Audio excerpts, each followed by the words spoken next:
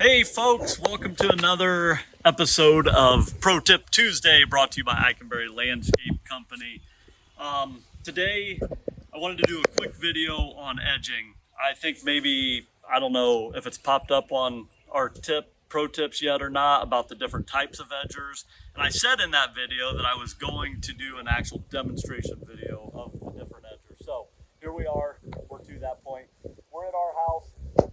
We have this raised bed here that we installed a few years back. Obviously needs some attention with the pruning and the mulching. Hence, we're going to edge it and eventually get it mulched and get the bed cleaned up. So, like the saying goes, the cobbler's kids get the shoes last, so to speak. So, a little behind on some stuff around our property here.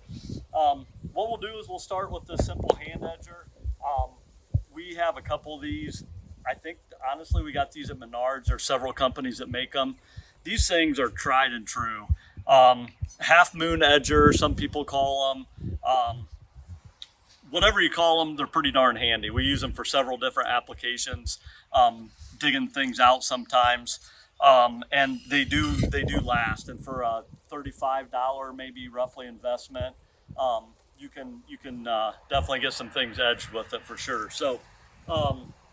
We'll start with this one, and then in that video, if you remember, I showed our Easy Trench bed edger that I talked about being able to rent. Most homeowners aren't going to go out and buy something like that. Obviously, people that have landscape companies, people that do this, professionally, are going to invest in some sort of power bed edger. We'll demonstrate both of them. You guys can kind of see what you like better, and maybe this little video will help for your next edging project. So what I like to do when I start edging, first we want to establish if the shape of the bed is desirable. We put this in, and for the most part, it stayed pretty good. There's a little areas that we might want to clean up some, but if things have gotten really out of hand, or maybe you're at a new place that hasn't been done, you'll probably want to get some marking paint and do some measurements and get some marks down on the ground so you'll be able to tell. For this here, there's obviously already a pretty definite shape of the bed between where the topsoil and what was mulch at one time ends and the turf grass starts. So we'll come in, and in this case, we don't have to come too far back from the edge. We don't want to be inside of the grass. We just want to start back with just a minimal amount, maybe an inch or so, and start in here. So all we're doing is just kind of following the existing shape of the bed. And right here, you can see where this is kind of bumped out and grown in towards the bed a little bit. And like I said, there isn't an exact science to this. I mean, it's just, my dad always said, just do a little bit, stand back and look at it. If you don't like it, reshape it. And so yeah, it's really a simple process, and it makes a world of difference.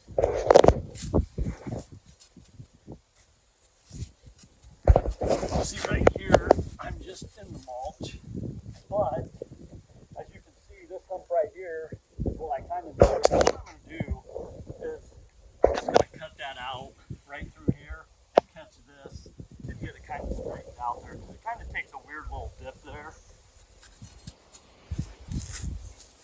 Definitely don't be afraid to mess anything up.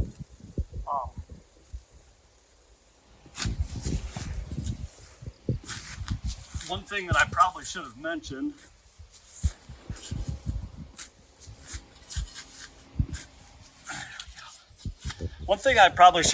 before starting this is, if you're working at an unfamiliar place, it's always best to call oops and have any lines, any cables marked before you start doing something like this. The communication lines around here, the cable lines or whatever for internet that go into the house, they sometimes are sitting on top of the ground, and sometimes they were just this far under. So believe me, speaking from experience, these cut right through them. So that is something. Another thing you want to look for is tree roots, and make sure if it's a if you're working around a tree and working a little closer, maybe cutting in a tree ring, just, you know, be a little gentle going around that. You don't want to cut into the roots. If there's some major roots that you're running into, just work around them. It's not a huge deal. If 90% of the edge is done and there's just a little couple roots that you have to leave, it still looks great and it's way better for the health of the tree. So after we get to this point, I'll just go a little bit further.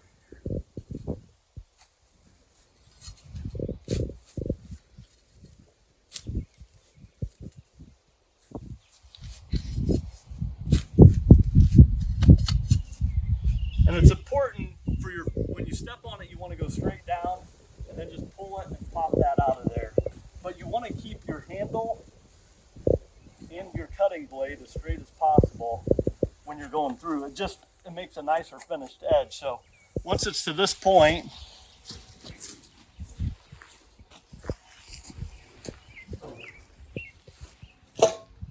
what we like to do is just come up with a wheelbarrow, and if you have somebody helping you, they can just go right behind you and do this right along as you go, and just pull this sod out of here.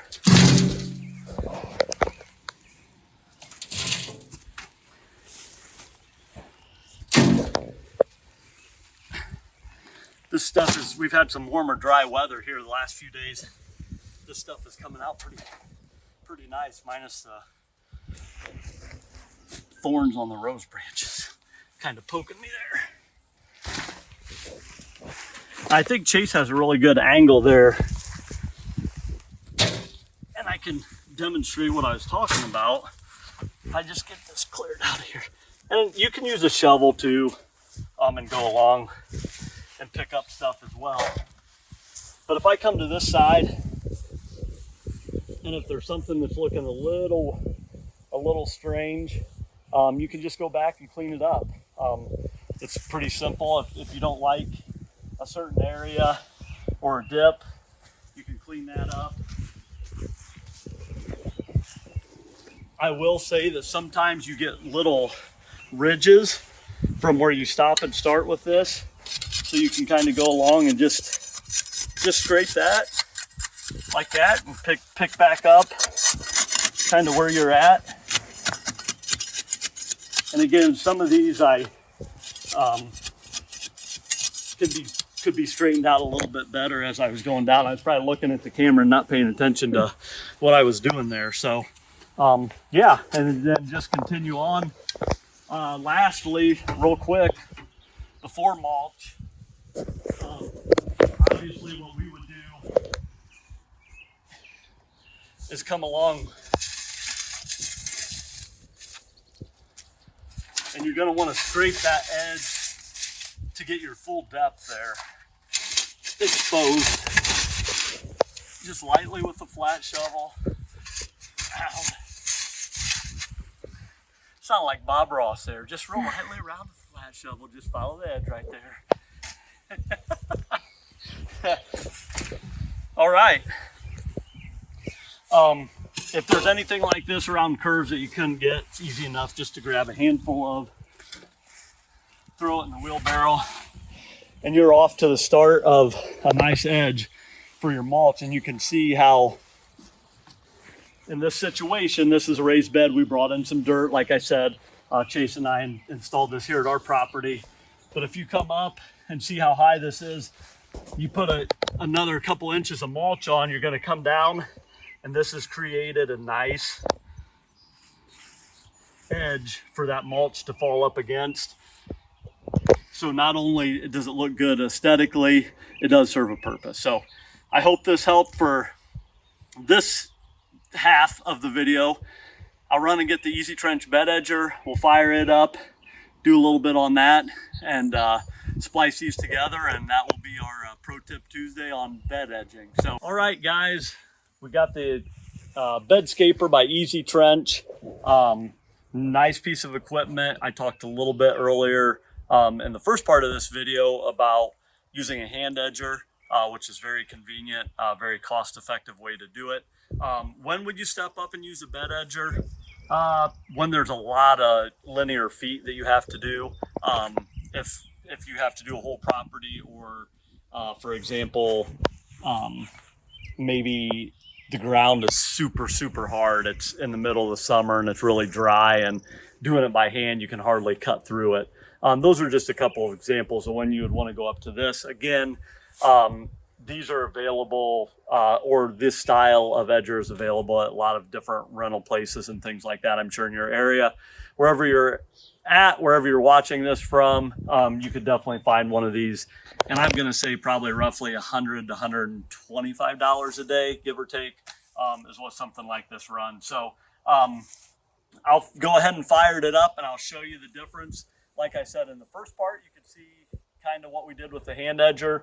And this we'll do the back half with the easy trench, and I'll show you some things that I like and dislike about each one. So again, I'm just going to make another note of this. You always want eye protection. Stuff does shoot out of this side, so you want to be very cautious of what's on the inside.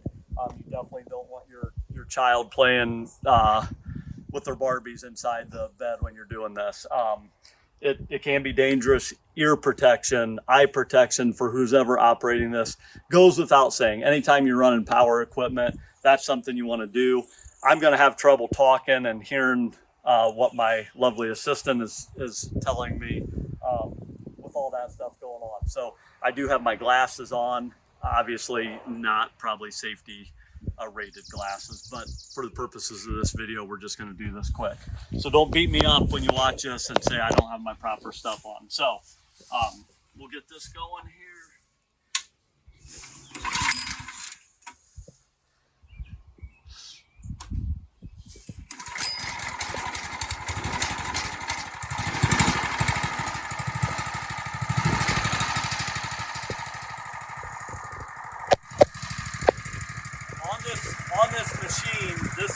On this specific machine, this is the right side is your throttle.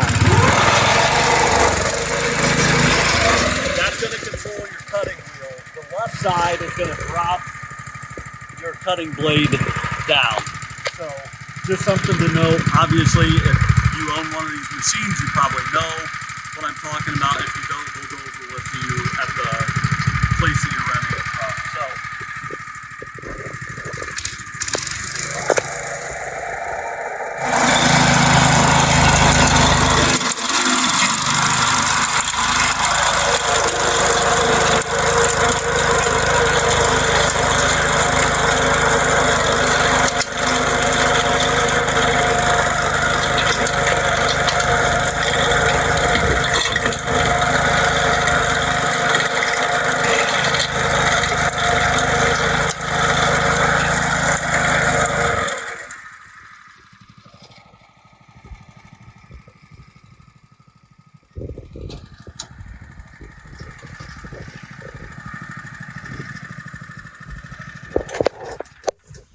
okay, obviously you can see we covered a decent amount of ground pretty quick with little effort. That's what I like about these things. You can get around the beds and things pretty quick with using them. Now, a couple things that I don't like. You can see right here, that root got cut. Would I have been able to feel that with the hand edger? Would that have even got cut? Probably not. So that's always something to think about when doing that. Is this tree going to be okay? Yeah. We always want to try to prevent any type of root damage that we can anytime we're working around trees, but sometimes it happens. So that's one con to these. Once this thing gets rocking and rolling and you're pulling it, you don't know what you're going through.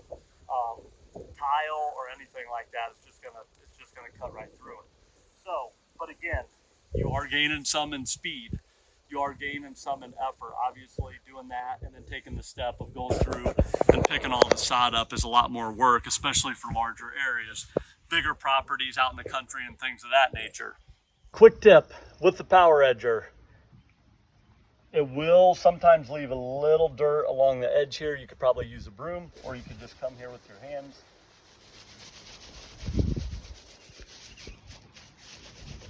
And clean that up, but that's definitely something that you want to do before you get your mulch in, so you have that nice edge established and your mulch can stay clean. Going back to that, what is nice about this is you can see what this does to the soil. And all you have to do is you can brush this back in. Let me grab a rake here real quick.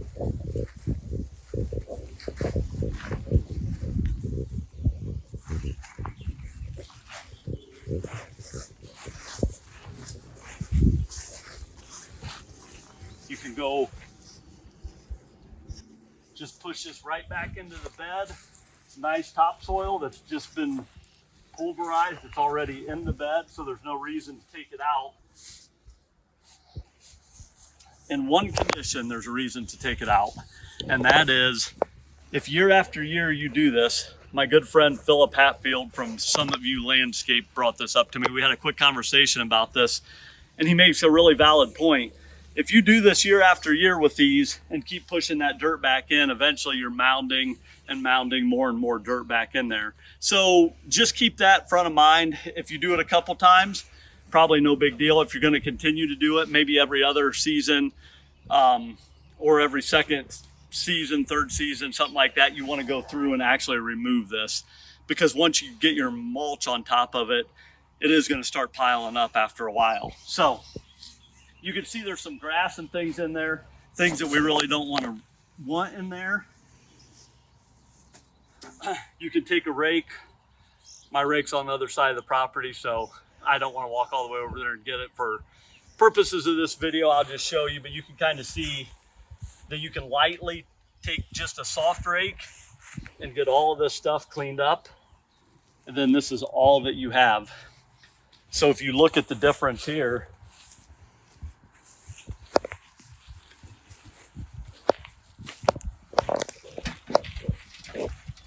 this versus these big clods.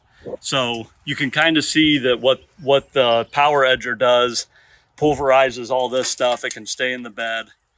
Just the grass can come out, and any other kind of weeds or anything that kicks up. And it's a lot quicker cleanup, and you're ready to go. So that's the two edging options that we use mostly. A lot of times our crews are really efficient with the hand edgers, and again, we don't have to worry about messing up roots or anything like that. Very seldomly do we use this, only in certain situations if we're dealing with super hard ground or we have a lot of areas that we're going to be working around. Something to note is you can cut through areas where there aren't trees, you know, the front of this bed, along the side, and then say, okay, maybe hand edge if you know there's a certain area where there's going to be more roots. So always an option too. You can weigh it out, decide which one works better for you. Happy edging. I hope this video helped, and we'll see you next time.